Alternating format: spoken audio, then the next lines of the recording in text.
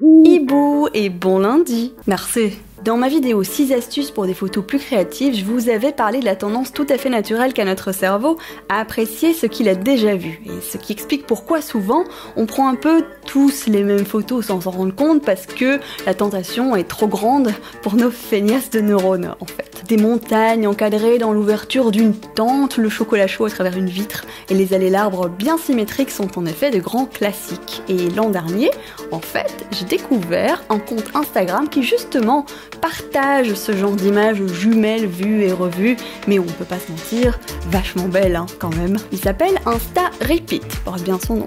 Du coup aujourd'hui déjà je vous invite à aller jeter un œil à ce compte, Insta Repeat elle a dit. Mais surtout je vous invite à pratiquer ce que je pourrais appeler la mindful photographie. La photographie en pleine conscience. Ça veut dire quoi? Ça veut dire que peu importe ce que vous photographiez, vous le faites activement avec le contrôle. Si vous choisissez de reproduire une image ou un concept qui, vous le savez déjà, plaît aux masses, parce que vraiment les cerveaux sur Insta, ils ont du mal à résister à une bonne photo de sapin enneigé prise au drone, faites-le en sachant bien que cette image ne vous définit pas. Parce que votre cerveau, lui, sait que c'est faux et que ça vient pas vraiment de vous, et c'est ce qui en amène beaucoup à la dépression des réseaux sociaux, parce que ils se définissent par ce qu'ils postent, mais ils postent ce qui plaît, et du coup dépendent à 100% des retours qu'ils reçoivent. Et c'est dur de voir que sa photo, pourtant parfois techniquement meilleure que 1000 autres presque pareilles, touche pourtant 3000 fois moins de personnes, disons. C'est un peu injuste, ça décourage, et voilà, c'est pas à recommander. Ah, franchement, oui, ça décourage. Donc même si ça peut paraître un peu plus risqué à la base, mon vrai conseil, c'est vraiment photographier et partager plutôt ce qu'il y a vraiment au fond de vous.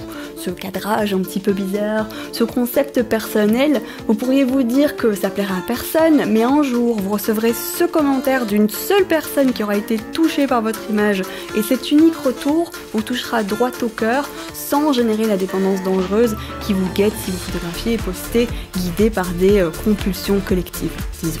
La mindful photographie, comme j'ai vraiment envie de l'appeler, c'est reprendre le contrôle de ce qu'on fait, de ce qu'on est et de ce qu'on aime. Comme on ne savoure jamais de la même manière le deuxième carré de chocolat, et comme on réalise à peine le goût de ce qu'on mange quand on se goinfre devant la télé, on peut aussi photographier sans saveur et c'est vachement moins simple. Bref, que vous photographiez votre bras dans un parc à jaune, tendu vers une cascade, ou l'émotion particulière que votre village d'enfance vous évoque, faites-le avec le cerveau bien allumé. Si vous avez aimé cette petite pastille d'inspiration, abonnez-vous, et puis à demain pour un nouveau Creatino.